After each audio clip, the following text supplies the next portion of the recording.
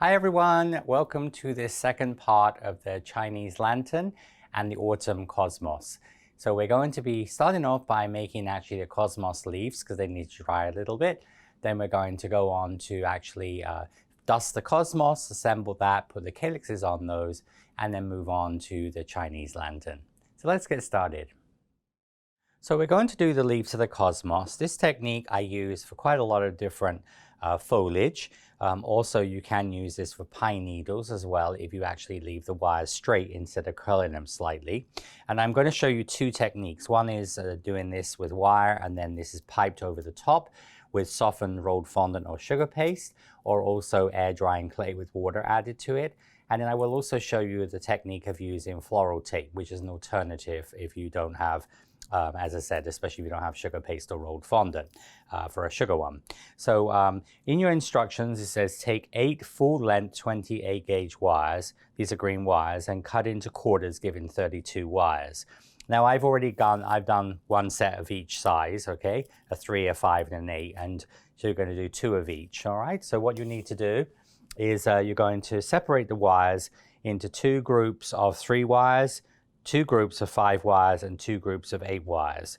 So as you can see, I've got these on the magnet. So I've got 3 wires, 5 wires, and 8 wires. And we're going to use quarter width light green floral tape so it's not too bulky at the end. And all you're going to do is just take the wires, just tap them sort of level. And then at the end here, you're going to tape the end 25 millimeters or 1 inch, all right? So you're just going to come down about 25 millimeters, about 1 inch, the end of the wire here, and just tape it together. Now if you're doing pine needles with this technique, pine needles usually you do in even numbers like 4, 6, 8, 10, 12. When you're doing leaves like this, you can do them in odd numbers. So I've just done 3, 5, and 8. But you could also do 9s, but I've just done it so that we basically can take 8 wires. All right, so you're going to do the 3, and obviously you'd have 2 of those. Then you're going to do the 5. So it's a 25 millimeters at the end there. Just tape this down. So you see it doesn't make it too bulky at the bottom. And then this will be the group of 8. Now again, when you do this, you don't have to do them exactly these numbers. You could do, 3, 5, 7s, 9s, 11s. So, but you're just going to do here. So you have 2 groups of 3, 2 groups of 5, and 2 groups of 8. Now, what we're then going to do is going to cut these. So we're going to cut the 5 millimeter. Now, cut the group of 3 to 40 millimeters. All right, so just use some wire cutters or some scissors. So where the tape finishes, so this is where the tape finishes here. What I'm going to do is just going to cut that off here. And as I said, that's just going to be cut. You can also even use just like kitchen cutter scissors as well for that. So these ones will be approximately 40 millimeters long. All right, the groups of 5. The groups of 5 will be 50 millimeters. All right, so there'll be 50 millimeters in length.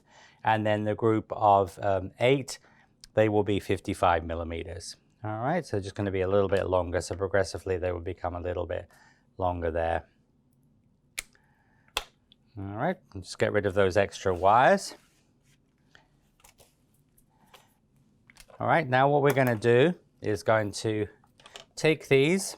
Once you get the little group like this, we're going to take them and we're going to open them up, and we're going to just use your thumb, and so on the curve of my thumb, I will open these up so they curl just a little bit away from you. So you see how they just curl like this away from you. And then this will be the group of 5.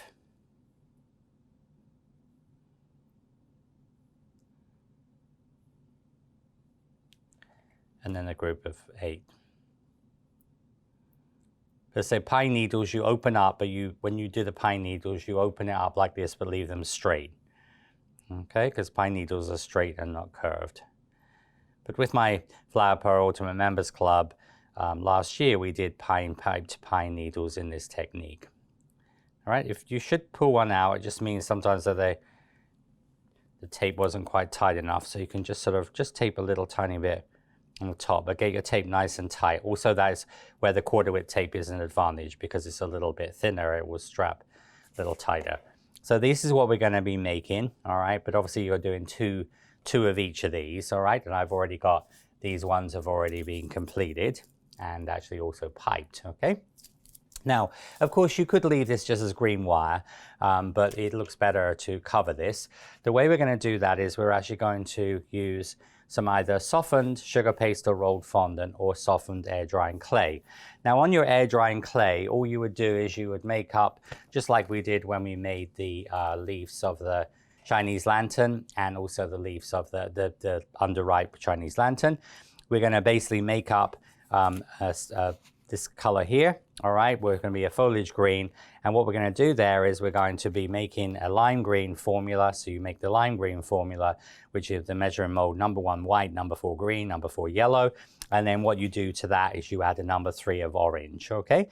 And so you need to add a number 3 of orange, and that will make this color here, all right? So this will make this color. This is the paste, all right? So this is the foliage green paste, basically flexi paste, but this will give you exactly the same color in air drying clay. And this is the color we made, as I said, and then we mixed it with white. So you're just going to make obviously the same, but we're using it straight at the container. Now to make that in sugar paste, all right, there are two options. You can either start off with white sugar paste, so you can use a white sugar paste and just use that, or you can also use a bright green sugar paste, all right? This is like a lime green or bright green color, and many companies do this sort of bright limey green color. So you would just need a number 13 size of that color. So using your size guide, you make a number 13 of white or a number 13 of a limey green pre-colored sugar paste or rolled fondant. And then what you're going to do is you're going to just add to that. Now, if you don't have, if you only have white, you can use like lime green. Many companies do lime green or electric green. All right, and so you just color your paste, your white paste this color, all right, or this is pre-colored sugar paste or rolled fondant. And then what I do is I found, you know, add a little bit of orange, just like we did with the air drying clay, and then just like a touch of a moss green, all right? So, and again, there's different brands of orange and moss green, but basically it's a little bit of orange and just a touch of moss green, and that will make it sort of the exact color. So you can see here, this is the sugar paste I've matched to sort of basically the color of the paste, all right? As long as it's sort of fairly close, it doesn't have to be exact, all right? But so anyway, you're making a sort of a foliage green paste. So as I said, just use a little bit of orange like you would with the air drying clay, but I found you then need a little tiny bit of a moss green as well. Now, once you've got to that point, you would take your number 13 of your air drying clay in the foliage green, or number 13 of your sugar paste rolled fondant in this color. You put it in a little container. What we're going to do with the air drying clay or the fondant sugar paste, exactly the same, using a small water spray bottle. All right, you're going to use a little water spray bottle. Just spray a few times into there, some water. And then what I normally do is I start this off with my finger. So what I'm going to do is just in the sugar paste rolled fondant or in the air drying clay, I just generally start this with my finger just to mush this up. This looks a little bit like guacamole with avocados.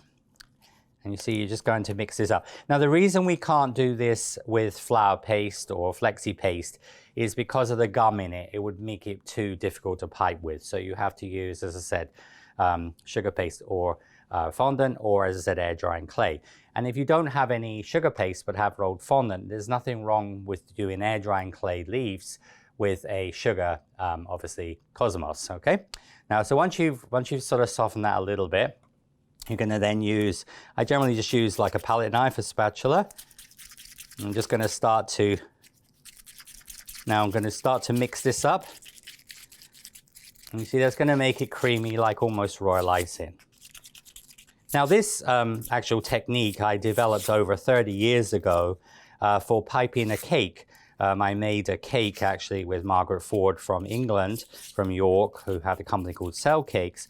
and we did a road show where I actually did a gray fondant cake, sugar pasted cake, and wanted to match the color of the icing for the shell border. And I couldn't match it, so I just took some of the gray leftover sugar paste and used this technique. So I use this in cake decorating to fill seams, like when I do panel method on cakes.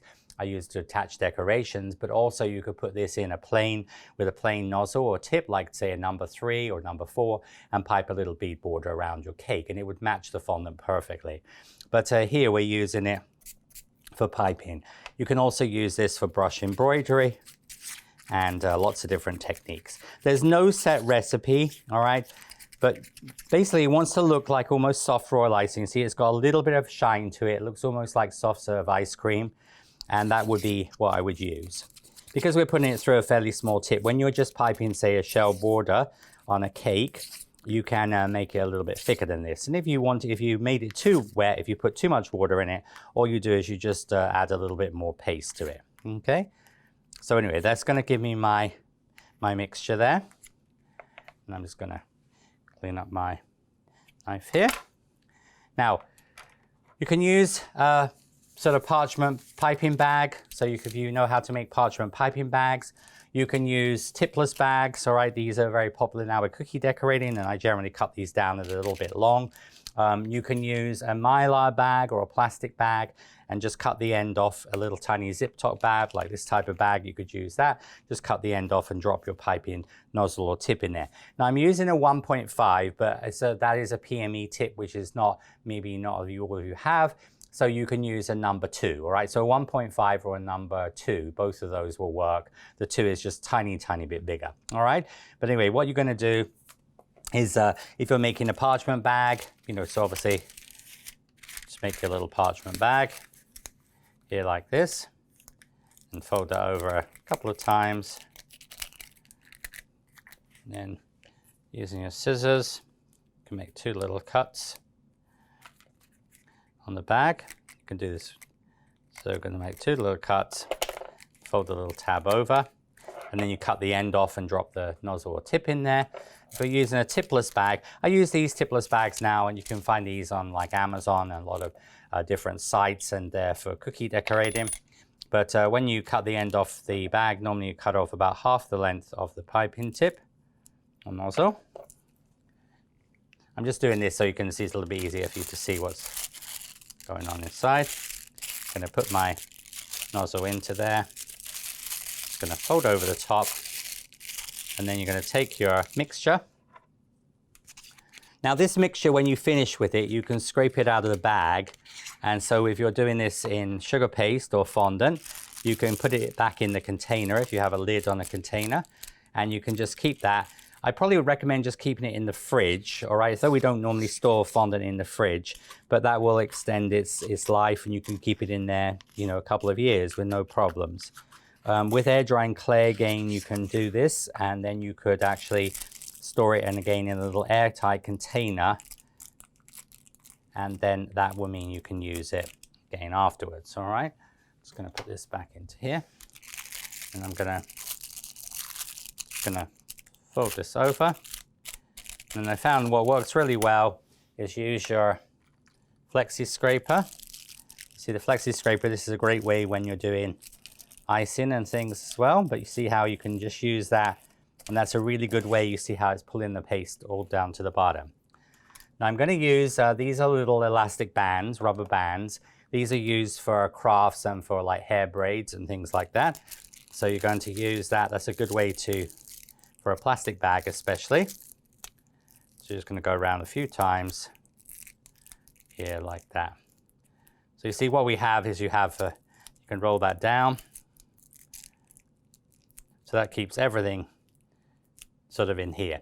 Now what I would suggest if you're going to do this technique with a softened sugar paste or fondant or air drying clay, I would just make some more of these, all right? So just make loads of them and use up all of the product, because in sugar paste or rolled fondant, these will keep for years, and in air drying clay. And the next time you come to make Cosmos, you'll have these pre-made, all right? So what we need is a little bit of water and a paintbrush, all right? Then we have any little imperfections at the bottom.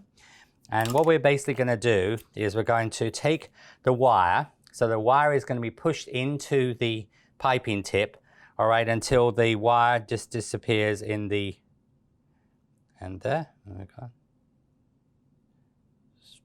So just with the lights here, they're difficult to see the end of the, there we go.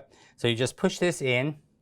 You see, so I push, and that is why we have to have a fairly decent amount of the mixture, because if you only made, say, like a number 8 size, it actually is only going to probably use a number 2, number 3 amount of paste. But because we have to have it big enough to insert the wire into there. So you see it goes right to the end, and then all you do is you just gently press and you pull, and you see this will actually coat the wire with the paste. All right, and then what I do is generally just flick that. Be the second one. So just coat that. And then if you get a little blob at the beginning, you can use your wet paintbrush just to moisten that, also at the top as well, if you need a little blob where you come off, all right? But you really don't have to put hardly any pressure on this. Okay, and this would be my third one. And you just coat that. And then just sort of brush that into here like that, and you see this is going to give you your pieces. If you get a little bit of extra paste at the end, you can also just use your fingers like this, and that will almost like taper it off. So you see we've covered now the wires with the softened paste, and this will be exactly the same with air drying clay. The air drying clay works really well for this technique, and so I'm going to just continue with these other two, and I'll be right back. So now just the last one on the 8, just pull that out, and we just use a little bit of moisture on your fingers, just pinch the ends, and then just use that to blend down like that. When you put this in the styrofoam, you can use your fingers, or also you can use your pliers. Obviously make sure they don't touch. Now these don't take long to dry, just a few minutes, and in air drying clay they're pretty much the same, just a few minutes. But here we've got 2 groups of 3, 2 groups of 5, 2 groups of 8. Now remember, we could make different configurations. Remember 3, 5, 7, 9, 11. We've just done this to use up the 8 wires. All right. Now that, as I said, the technique. So of course you can see there's a lot of the mixture left. So you can store this in a zip top bag. You can put it in a little container with a lid, preferably an airtight container. And then you'd have that, or as I said, literally you could just take some more wires and make, you know, a couple of dozen of those, because they can be then stored. So when you make Cosmos again, you'll be able to use this technique. All right. Now this can also be used for stenciling, can be used for brush embroidery. So in cake, it's a very something I use in a lot of my classes, fondant classes. Now, another alternative you can use is this technique here, which is like the method we use to make pine needles. Now, this is Love in a Mist and Nigella. All right, the buds are made very similar to we made the Cosmos. Obviously, the technique of the flower is totally different. But you see here, this also gives these type of leaves. So I use this technique also for certain flowers as well. And that is just done with floral tape like we do the pine needles. So you can watch the pine needle video for that. And all you do there, which is in your instructions, you take some 1/4 width floral tape, and then what you're going to do is just going to twist some 1/4 width floral tape. You see, so you just would twist the floral tape like this. And then once you've twisted the floral tape, you just take that, and then you're going to go around your flexi scraper. Now you're just going to go around your flexi scraper. So you can do like sort of 2 times, that will give you 3 needles, but you can do this one here, you can generally do like 2, 4, 6 or 8 times around like that, you see? So you can just go around, or you can also do, if you wanted 5, you see, you can go, so 1, 2, 3, and then 4 and 5, you see? So you just cut this off. And then when you do the long one, the bigger ones, the ones I did 8, because they were 5.5 centimeters, you're going to go around the flexi scraper this way. So you take this off. All right, and then what we're going to do is going to take your 28 gauge wire, and this time you're just going to thread the wire through the loop. All right, just going to twist that. And you're going to come back with your floral tape. And then back with your floral tape, Just going to tape over that. And then you see, just like we did before, these will be the one with 5. These were 5 centimeters long, so that just is the right length with the using the short end of the end of the flexi scraper. And then all you do here is these ones, you just would curl them with your fingers. So you just sort of curl them with your finger out like that. So you just need to just work that with your finger. Because again, when we do pine needles, we just leave them straight here, but just going to just sort of curl those around. You can also use a stick to sort of help you to curl those. And then this will give you the same sort of effect, all right?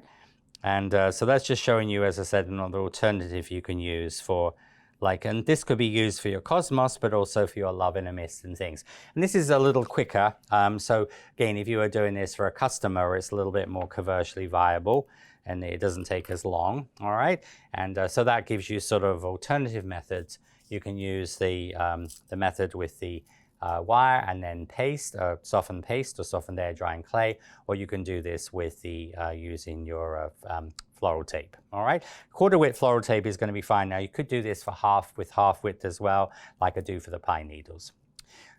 So those are our pine needle, our needles of our. They're going to be the leaves of the cosmos. So next I'm going to show you how we tape and color the cosmos to assemble the flower and then move on to the calyx. So while the cosmos leaves are drying, we're going to start work on the cosmos. So in your instructions, it says for the petals, so once they're dry, we're going to tape the base of each petal using quarter width floral tape. And again, we're using quarter width tape to not add much bulk. And you literally only need to go down about sort of 13 millimeters, about sort of ½ an inch on those. So you just use your quarter width tape, tape up, slide down. Now remember, you've got 8 of these. And then we're going to move on to the coloring. Now the coloring I'm going to show you is sort of like an autumn color combination. So I'm just going to get my napkins here. So I'm going to use a golden yellow color. Again, you know, this depending where you live, availability and things, but this color is called Harrison's yellow. It's actually named after a variety of rose, which is actually the yellow rose of Texas. But as I said, again, many companies have dusting powder, so you want something that's sort of golden yellow. Remember, on your download, you've got actually the color swatches there to copy. You'll find out if you will have something similar. If not, you can mix colors, but also if you have a color that's darker than this, you can add cornflower or cornstarch to lighten it. So using the Harrison's yellow, I'm going to use a small flat brush. And what I'm going to do here is I'm just brushing around the edge of the petals. So you see how I'm just rubbing here. And I do the same on the other side here. So you're going to get that sort of darker yellow on you do that also on the back as well. So we're just going to give this, so the color I use for the Harrison's yellow rose. So this is actually the Harrison's yellow rose we made in the Flower Pro Ultimate Members Club. So you see this beautiful golden yellow goes on the edge of the petals, all right? It's a really nice color to use on golden yellow roses. The yellow is going to go onto that. So I'll show you a couple of these. So you just do this on all 8 of the petals. See, I'm just rubbing down the side here. You do that on the back. You do that here. All right, and then with the base color, we are also going to dust this over the center. So you're going to brush that over the center. And you want to brush that onto the stamens as well. So you're just going to sort of use your brush. You see how I'm just brushing around. This is at the base of the stamens, like the thread part of it. If you, of course, have used yellow stamens, you can just leave them as they are. But here we're just going to put a little bit of yellowy color onto the stamens.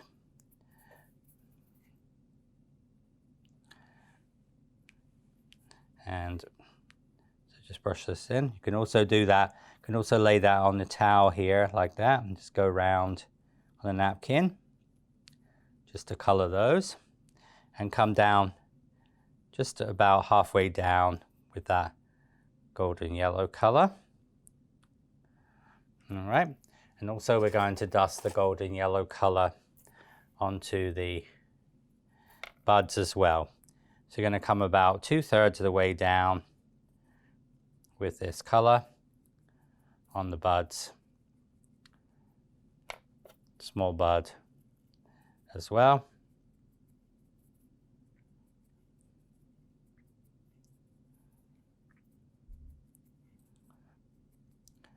All right, and then your excess color, Harrison's yellow, can go back into your container.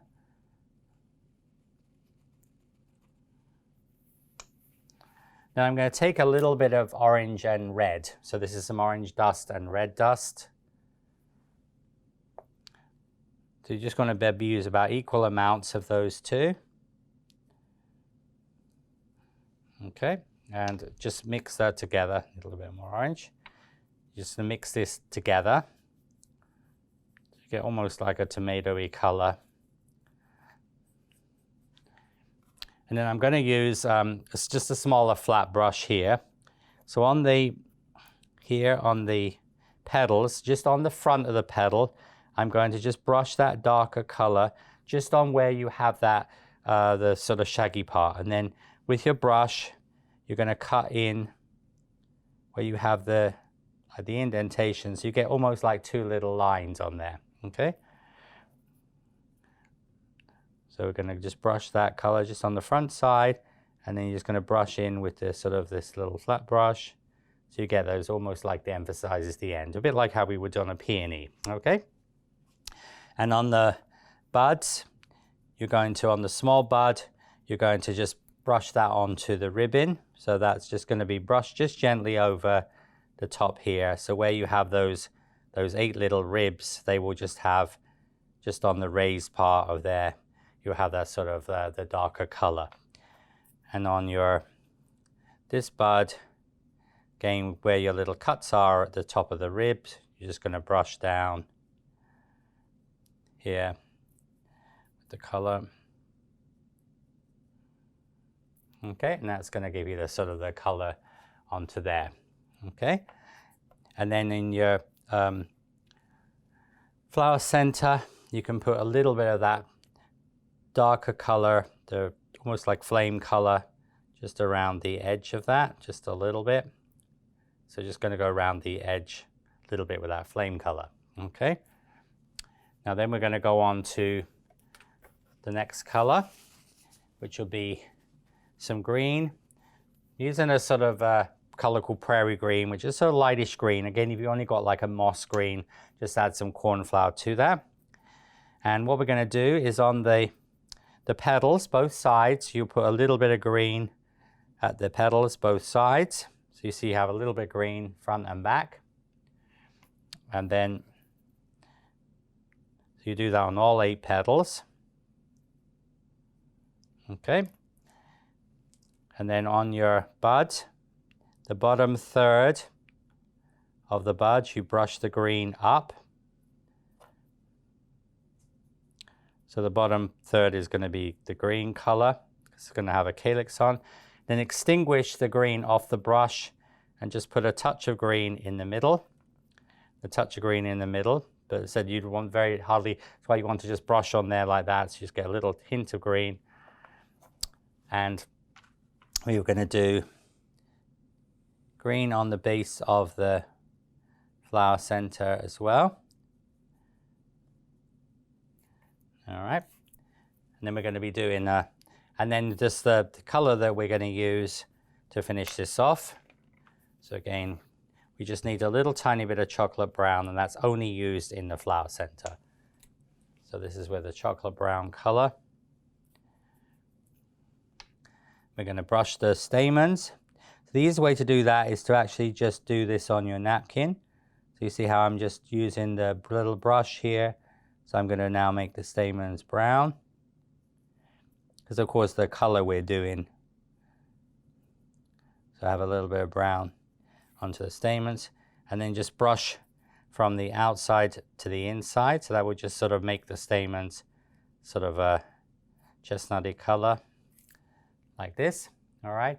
And then also I'm just going to use the brush and just put a little bit of brown into the center like almost like the little eye of the cosmos. So you're going to have that little brown in the center of that. Okay, so that is a coloring. Next, we're going to move on to assembly. So we're going to bend the petals to match the angle of the flower center. So if you look at the shape of the flower center, you see I'm just bending them a slight angle so they'll follow that sort of same angle as the center. Okay, but of course we can move them with your fingers as well. We'll just bend them slightly. Now what we're going to do is going to place 4 petals. So the petal is going to sit directly at the bottom of the center. We're going to use some floral tape here. And it's going to go around just once. And then I'm going to do one directly opposite, because the cosmos has 8 petals. All right, most varieties have 8 petals. And they're going to sort of sit in a sort of opposite each other in a square. And then you have another 2 petals. So we're going to be forming 4 petals. So you see also that here the floral tape doesn't add too much bulk to this.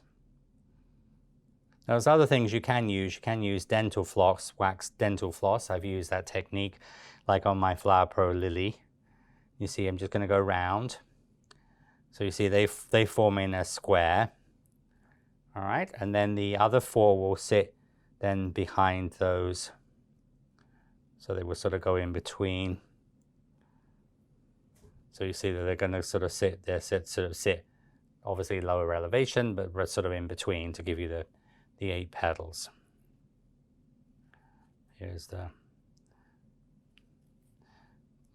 this. You can put sort of 2 in and then tape, but just as I said, don't try and put all of them in the tape because you won't get them secure enough. And here is the last 2. So this is going to be this one. So, and then this will be the last one. So as I explained in episode 1, there are lots of ways you can make cosmos. There are, for example, cutters you can use to make an all-in-one cosmos, where you would cut out, and it's a shape like 4 petals. You make 2 of those and layer them. But I like this technique because I think it looks more realistic, and the fact is you can also open the flower up, close it down. So then I'm just going to tape down just a little way, so about 5 centimeters, about 2 inches, and then we can just cut off those excess wires. So you can use scissors, or because remember, when you're using 28 gauge wires, they're fairly thin. You can use scissors for that. So this is about 5 centimeters down. Then the leaves will sort of sit here. And mold this down, and then we're going to just move the petals around. But you see, you can make this more open or more flat, and it gives a very, very nice, very delicate flower. Okay, so this is sort of how the cosmos flower will sit. Now, next step is going to be to put the calyx on. All right, and the reason is that because of the way the petals are positioned, sometimes when we do flowers, we assemble them and then color them. I just found it easier with the cosmos to color and then assemble. All right, but a lot of times it's really up to you. Usually my sort of suggestion to my students is if you can access all areas of the flower easily, but you can see because the petals actually overlap there, it will be a little difficult to sort of dust it once it's assembled. So here we have the cosmos, and that will be ready for its calyx, along with the calyx on the buds. So for the cosmos flower and the 2 buds, we're going to use the calyx here. So this is actually the calyx of the classic Marguerite daisy. This is the center we use the cosmos, and obviously for a Marguerite daisy, you use this for the petals, and this is the calyx. So we're going to use this. And we're going to measure off your paste. Now, you need 3 balls of paste, number 5 large, or a small, like a very small number 6. So just like we did about 1/4 below and 3/4 above. But as you can see, if you went to the 6, it goes through really freely, all right? So it's sort of a smallish number 6, but goes through freely, or a large number 5. So you measure 3 of those and put them under, obviously, a little pot. And then we're going to brush a little bit of vegetable fat shortening onto your hand and just put that into the cavity. And we're going to just take the ball of paste. Now this is foliage green. This is obviously flexi paste or gum paste or flour paste. And you're going to just put this in and just press in with your cosmetic sponge. And you see that's going to be sort of flat and it's going to push it mainly to the edge, to the end. And then all you need to do is just with your Dresden tool, just put that into, and the vegetable fat or shortening in there helps to make it easy to release, but also on a lot of my Flower Pro flat molds, this helps to keep it in place. A bit like a tart shell with pastry. And then just gonna, so you see that's gonna sort of fill the mold level there. Okay, then we're gonna take this out of the mold. And you can just take this out of the mold like this.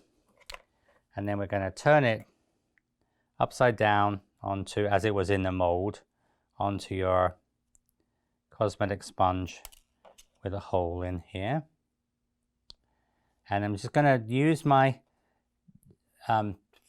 little companion tool, the needle tool end, just to pull out the little points to make this a little bit more of a pointed calyx, because we know we sometimes use it more rounded.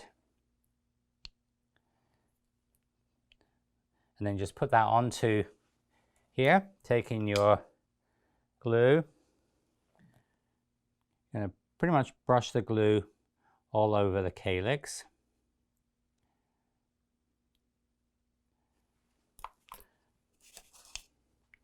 Then we're going to take the flower, push it through the middle, go through the hole here.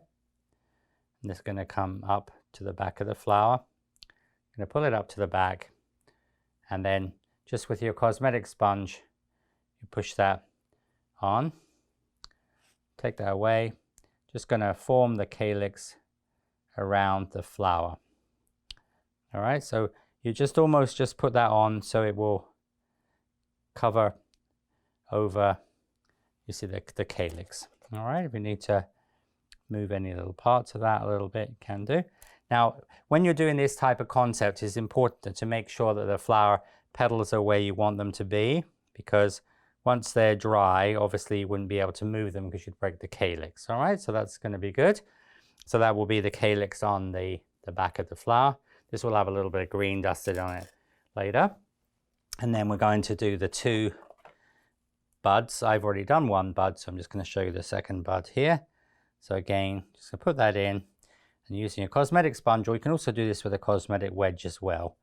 But you see, if you press that large number 5, it will actually just almost like fill the mold up. You see, you just have a little bit of extra paste just to go into the, and you can also do that with the veining tool as well. So veining tool or Dresden tool can be used.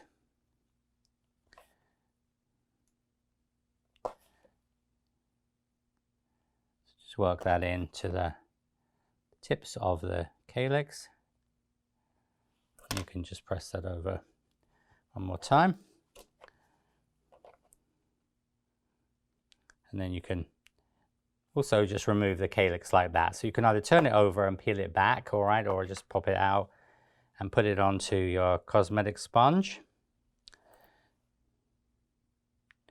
And then it's going to work from the inside to the outside. So that will just give your daisy, which is the calyx, a little bit of a point there. So on the flower, we brush the glue all over the calyx because it's fitted. And then when we do the buds, you're going to put the calyx, come up about 2/3 of the way up. So nearly all the way to the top, because there's going to be open out slightly. And here they're going to push the wire through. All right, and it's going to come up like this. And then you're just going to go around with your cosmetic sponge. Because these are not completely, don't have egg white or glue all the way to the top of them, you just will have this slightly open look, all right, which you'd have on a dahlia or other flowers as well. Okay, and that would be the calyx. So you can see the calyx is also on the other bud. And these will be your buds. Now those need to just dry for a few minutes, and when I come back I'm going to show you how we do the assembly of the cosmos, incorporating the leaves which are now dry, and then how to finish off the back of the calyx with a little bit of green.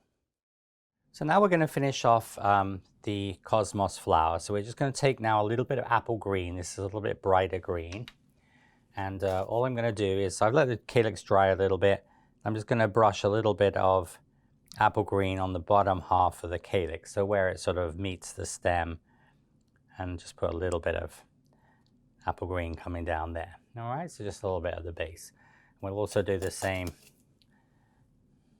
on the buds.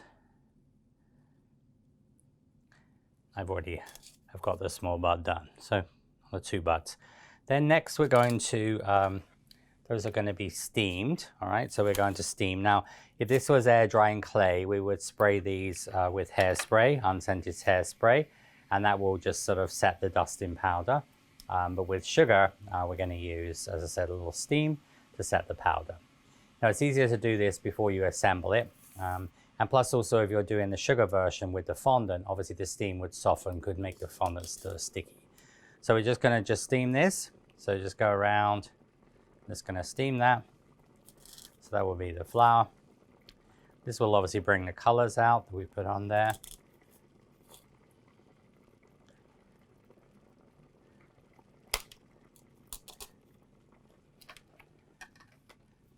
And so here's the flowers steamed. These are ready now to put together. Now when we put them together, we're going to use half-width floral tape. We're going to start off with the leaves, obviously little pipe leaves. These are dry. Of course, if you're using floral tape ones, you don't have to wait for them to dry, but they don't take long to dry, probably 30 minutes. And as I said, the air drying clay or the sugar ones will dry very quickly, the fondant ones. So what I'm going to do is first of all, I'm going to take my small bud, and I'm just going to put the leaf towards the top. So it's almost the tip of the leaf is about level with the calyx. So you can see the top of the leaf is about level with the bottom of the calyx. So I'm just going to start putting that in. Just tape these two together so where they meet. Just going to tape down. Okay, so that will be this sort of small, bud. And then what I'm going to do is I'm going to put the larger bud. So the larger bud is going to sit about, go about level with where the leaf grouping is being put in. So I'm going to place that. So I'm just going to do a sort of a long grouping of this. And what I'm going to do is at this point here, I'm going to add a 22 gauge wire. So we have a full length 22 gauge wire that's going to be added where the large bud intersects with the small bud. And then going to tape down. And then I'm going to add another. So I'm going to add the other three small leaves at that intersection. All right. So that intersection there is the 3 leaves and the 22 gauge full length wire. And what we're going to do, going to tape down just a little way down there. So that will go to this side. Then I'm going to put in a 5 group in. I'm going to have that a little bit towards the back here. And then I'm going to take the flower. The flower I'm going to sort of bend a little bit forward. And the flower is going to sit in here. So just going to sort of sit in position. This would be like Black Eyed Susan, many different types of daisies put together very similar to this. And then we're going to take the other number 5 group in. Going to put that just really on towards the front of the, so both the number 5s are very close to each other. Now when I did this the last time in the Flower Pro group, one of my members asked, could you do these leaves in royal icing? And the answer is yes, you could pipe these with royal icing, but the thing is royal icing when it dries, as everybody knows, it gets very brittle. So the thing is if this was royal icing and you sort of bent it, it's going to break off. The fondant, the sugar paste, will stay flexible for weeks and weeks, and it stays very flexible, as does obviously the air drying clay. So that is the reason why I didn't do it in royal icing. But doing pine needles and things that are just straight, you could do those in royal icing. And then I'm going to just take another two 22 gauge wires. These are all full length wires which are on your list. And I'm just going to put those in. So this is going to, because we need this to be on a long wire. So I'm just going to wrap that around a little bit. And now I'm going to take the two groups of 8. And these ones, I'm just going to take them at the bottom and with my pair of pliers bend them at a slight angle. I'm just going to put these in. Now when we put this in the container, what this means is, or if you're putting it into a cake, this is going to sort of be your, almost like will help to fill in where it intersects into the cake. But you see how the leaves sit beautifully in there. I'm just putting those in. I'm going to just tape down here. And I'm going to just tape down to the bottom. Now because this is a 2-month project, at the end of October, we will be actually putting this into a tall arrangement, and then we will obviously want these on longish wires. So I'm just going to tape down to the bottom of this. And you can leave it full length. So remember, we started off with a 22 gauge wire here, and then we've added 2 more here. Okay, so just tape down to the bottom. And then you can, the best thing to do there is to just bend this wire so it's not too long, because we don't want it to be stable. And here you have the beautiful autumn cosmos, all right? And so you have the lovely cosmos here with your leaves, and you can see really beautiful. But if you make this in pink, so if you use exactly the same colors as I made, pale yellow for the center, and then you do pink petals, you can use a stronger pink on the edge, like actually I use a color called Cosmos, which is a sort of slightly darker pink I use on my cherry blossoms, and that gives a really beautiful cosmos to use during other times of year. So a really magnificent flower. So here we have the autumn cosmos. So now on to the Chinese lantern. So we're going to, in your directions, once obviously your lanterns are dry, of course you'll have 3 of these. What we're going to do is we're going to tape up and down 50 millimeters or 2 inches basically underneath the actual pod. So usually what you do is just sort of hold with your here at about 50 millimeters. All right, approximately, okay. And so what I'm actually going to do is, a lot of times we do down, up, down. We're just going to, because we've already got the thickness here, so we're going to start off, and then we're going to bring the tape up to the base. Just go around a couple of times at the top there, all right? And then we're going to tape down. This just gives it a natural thickness that they have in real life, you see? So we've just emulated that sort of thickness with a little tape. And then you do the same on the other orange one, and then obviously on the green one. Just stretch your tape as you go. And then we're going to come up to the top here. Going to go around a couple of times and then just come down. Okay. So those will be the Chinese lanterns, all 3 of those. And then we have obviously the leaves, the 5 leaves. So these are just going to be taped just with your half-width tape, all right? So you're just going to go around about 50 millimeters down, and then you just slide that up to meet, all right? And you're just going to come down about 13 millimeters, just about ½ an inch, and break it off, okay? So that's just a single, which is most of the time what we do. So just go around, slide up to the bottom, and then just come down about 13 millimeters, about ½ an inch approximately, and then break off. So we've got our components now taped. So next step is going to be the coloring. So on the 2 orange lanterns, we're going to use orange dust, and in your directions it says then dust all over except the very top with orange. So what we're going to do is we're going to brush over here with orange. We're coming about 7/8 of the way up. You see, so we're just going to leave the very, very sort of top part, the natural color.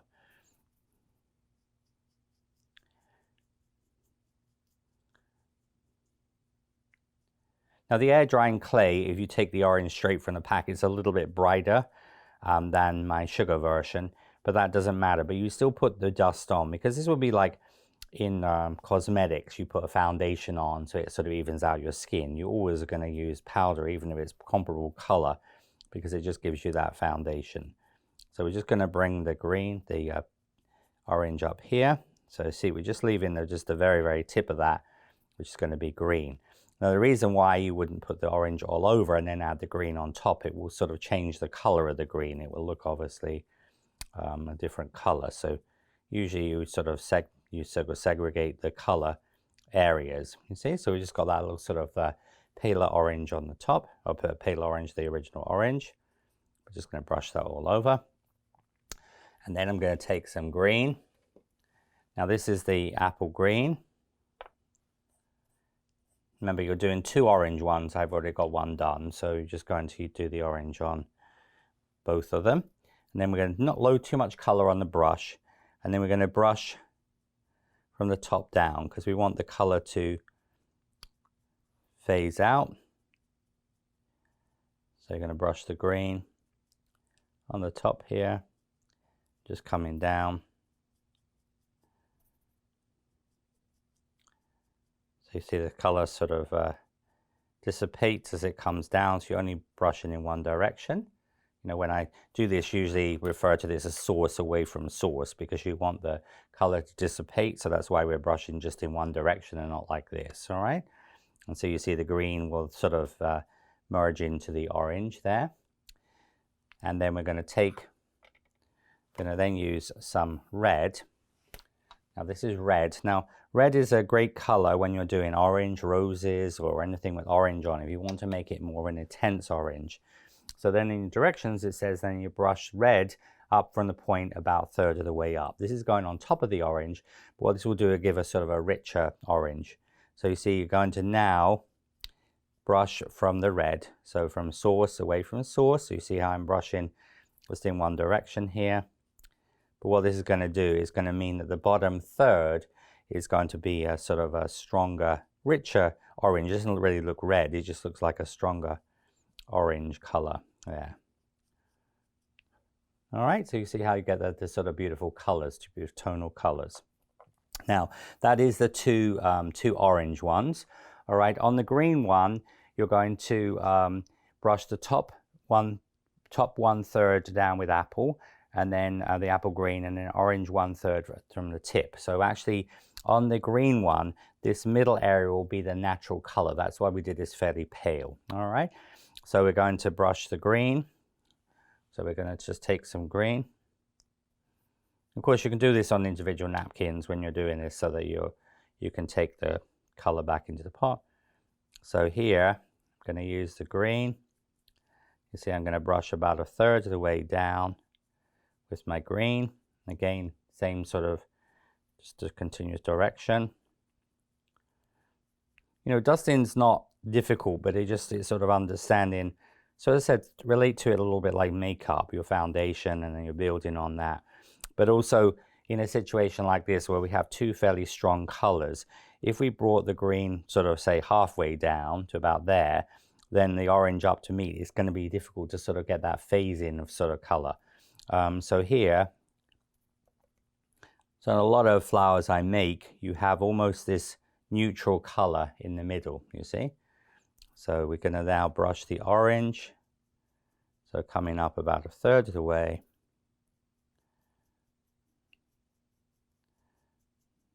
All right, so you see they have the original color that we made the paste in the center.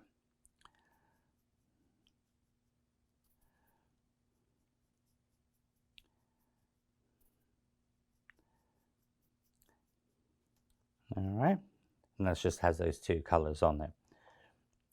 All right, now when we move on to the leaves, all right, because they're sort of the same color, this is our leaves.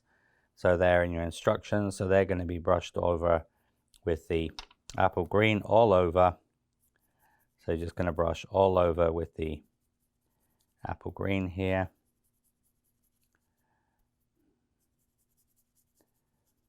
And these leaves could even be used just as a filler leaf because it's sort of like a bit like a vine. So you could use that as just a filler leaf. I'll just show you one of those, all right? So because they're both the same. So then once you've done the green over 5 leaves, next step is to take a little bit of orange. I'm using a flat brush here, and I want a little accent in the middle. So I'm using a flat brush. I'm going to cut from the gain source away from the source so the color will dissipate. So just a little bit of orange just goes down about halfway down, okay? And that will be how you would do the coloring on there. Now, once you've got the coloring completed, just going to get rid of these dust. Next step is going to be to, of course, these could be done on individual napkins and then put back in your, then we're going to steam them. So we're going to steam. And you usually want to have a styrofoam block, all right? Now, of course, if this was air drying clay, these would be, as we've discussed in other projects, these would be sprayed with an unscented hairspray. And because when you're doing that, you can access it all easily. There are 2 options which are mentioned. You can either steam the components, all right, the Chinese lanterns and the leaves. Then you can spray them with lacquer if they're sugar, all right? Or if you are doing air drying clay, you could again spray them individually. But also you can, because everything is going to be steamed and everything is going to be spray lacquered or lacquered, you can actually just at this point assemble the Chinese lantern and then you can steam the whole thing, all right? So really is sort of what you feel more comfortable in here. All right, so you're just going to just gently steam those. All right, so this will set the powder. All right. And then, of course, you put them into a block of styrofoam like this. We will also steam the leaves as well.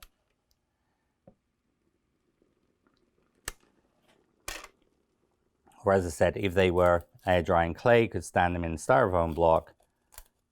And a lot of times, you know, you can do the hairspray into a garbage can, a trash can, rubbish bin, or obviously you can just go outside and just spray them with your hairspray.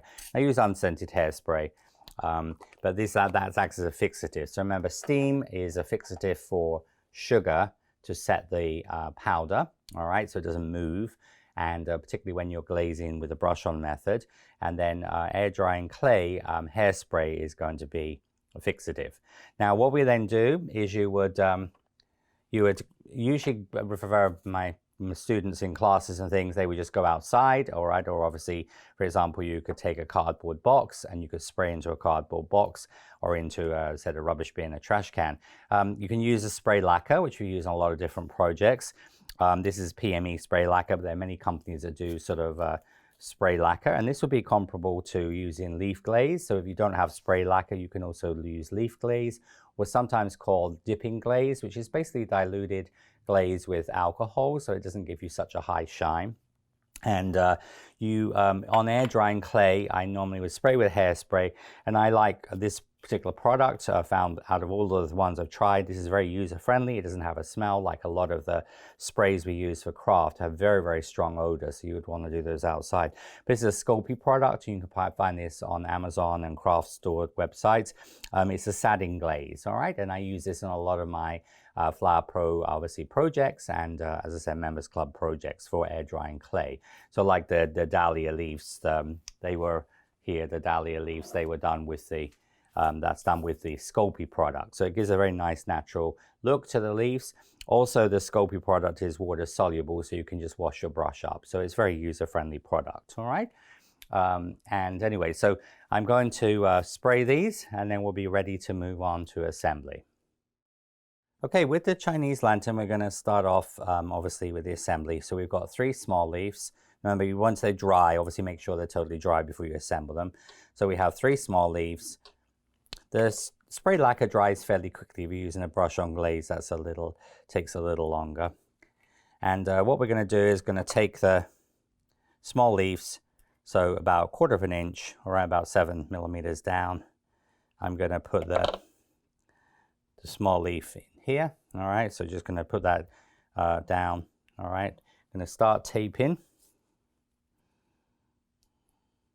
You're going to start taping this little leaf here, and they sort of just stagger. All right, and then we'll have another small leaf. But you're bending them sort of a right angle to the leaf, because they sort of sit like this, like almost like ivy does. And then we're going to put in a large leaf. A large leaf. Now it's going to go, I'm going to go in the opposite direction. All right, so you know, so these two are here and then these two are here. So I'm almost going to give you the, so then we're going to take that and I'm going to add an 18 gauge wire. Again, because the final arrangement at the end of October will be a sort of a tall arrangement, then I'm putting everything on long wires because these items are going to sit sort of at the back of the arrangement. So you can take your 18 gauge wire, and then I will add the 18 gauge wire here. All right, so you see that they will just sort of sit almost in a position of like the first one. And you're going to just sort of stagger these around.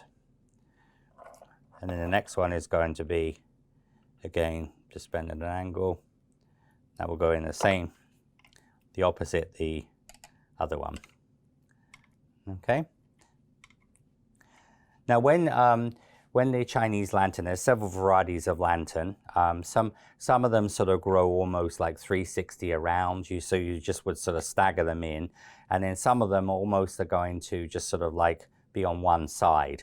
Now, generally speaking, when I'm doing this for the arrangement we're going to do, I'm going to sort of have them all one side of this, all right? So, because we want them sort of like hanging out behind the dahlia and some of the other components. So all I'm going to do here, so I'm going to take this in. So we're going to, with this one here, going to about 20 millimeters, about 3/4 of an inch. I would just sort of bend the wire at a slight angle. All right, so bend the wire at a slight angle. So about 20 millimeters here. And then what I'm going to do, I'm going to put just have that there. Come round, come down a little way. We're going to bend these over in a second, and then we'll put in the ones here. Now, if you have one that's like a little bit more closed up, or one that's got a slightly stronger, you know, maybe went a little more heavy with the red on that, that would obviously go last, because obviously as they go down, and if you were doing obviously more of the Chinese lanterns, you could have some that are just totally red. So that would give you the sort of natural cycle that I showed in the photograph. And then you can either go to the right or to the left of that one. Okay, so right or left of that one. Again, we're going to just tape down here. All right, so we're going down about 25 millimeters, about an inch in between each one. And then this one here will go on this side. All right, so you see this is going to give you the shape of the lantern. Then we're going to tape down to the bottom. So this is taped down right the way down to the bottom of the stem. Again, as I showed with the Chinese, obviously the Autumn Cosmos, you can bend this wire, okay? Because if you're putting things into a block or that is a little bit top heavy, so it's best to sort of bend this wire, all right, a little bit. And then what you can do is you can use your pliers here, and then you can actually bend these over. So you want a sort of a nice natural curve on them, all right? And then you can do the same here. Now, another way you can do that is when you curve something, you can use, like, for example, a stick like this, and then you can just almost like bend that over the top of a stick. So you get that nice sort of curve on there. Because when you're doing things like this, you want to have you don't want a sort of a severe angle, because sometimes when you use pliers, you get that very much a right angle. So you want a nice sort of soft look on there, like so. And then you can just arrange the leaves So that sort of gives you your effect here. Now we can then go in, last little part we could do. And remember at this point, all right, at this point you could have not steamed it or not glazed it, because as I said, we're doing everything. So then you can add a little bit more of the green. But as I say, there's sort of no right and wrong way to do things. It's just there's sort of lots of ways. It depends a little bit on your space, how comfortable you are. But we're going to just sort of do this. Come down here. All right, and so if you wanted to, you could just color the leaves and the Chinese lanterns, obviously assemble them like this. And then once you've assembled them, then what we can do is you can steam the whole thing. All right, now here, because I've got obviously new dusting powder on there, I want to just steam this to set that green powder. Because if you don't set the powder on the stem, what will happen is when you touch it and you pick it up, you're going to get green on your fingers, all right? So I could just take my, so as I said, if this was the air drying clay version, at this point now you could just spray the whole thing over with unscented hairspray, like I've just done the steam, and that would basically set the powder. And then you could use your Sculpey glaze, and you could paint over the Chinese lanterns and also paint over the leaves. All right, or as I said, you could just take this outside and just gently spray the whole thing. All right, so it's really whatever you find is sort of easier for you and makes sense. But here you see your Chinese lantern, and you've got your lovely leaves and obviously your lanterns here. And as I said, this looks spectacular, and especially this is something definitely that looks better standing up. You know, so when you have this as a stand up in an arrangement, and when you see these dry, usually they're always used like that, pretty much how they grow. So as you can see here, these are obviously components that we've made this month. All right, so we started off with obviously the two parts of making the chestnut or the buckeye, and the one in the shell, out of the shell, the leaves, the poppy seed head. And now we finished off with these last two parts for the month of September with obviously the autumn cosmos and also the Chinese lantern. Now, of course, this won't be completely finished as a full arrangement until the end of October. So we have another four, obviously, parts to this, which are going to be making berries and also making the rose hips, and also going on to then making different types of grasses and also honesty. And most of those will be taller in the arrangement. But just to give you an idea about sort of what we've made in this month, what it would look like. So, you know, like if obviously you just took those three, which will be standing up, and then just at that point where they meet, you can obviously take those together. Because when we actually put this all together, we will be doing it like this, and then it's going to go into the tall picture. So we'll have the pieces here, but you see you have the length here. And then of course, like if you were doing something on a smaller scale, or you wanted to just use the pieces you had here, of course you could then add your buckeye into there, the horse chestnut into there, and obviously tape that together. And that just gives you an idea about the sort of the colors, just to give you a sort of a visual of what we're working towards. So we're going to have these beautiful autumn colors. Obviously, we have the honesty and the grasses, which obviously the honesty is like a white pearlized. We're going to have quite a few grasses with obviously this color. We're going to have a sort of berries. We're going to have some nice sort of berries in sort of different colors. And then, of course, we have the rose hip, which is in a sort of orangey burgundy color. And then also the other components. And of course, when we finish this all off the end of October, we will also be adding the dahlia to this as well. But you can sort of get a little bit of a visual of the how it's going to look as far as the beautiful colors we're going to have in this. And of course, when we put the final, you know, I'm suggesting sort of like this is a picture, obviously for flower arranging, and sort of something, a container like this, which the information is obviously on the group page, approximately height and things. And also there are some links of ones I found on Amazon and eBay. But as I said, any sort of container you have. But if you're wanting to just do a smaller container for this month, obviously you could put that standing in a vase. It will look very nice with those colors together.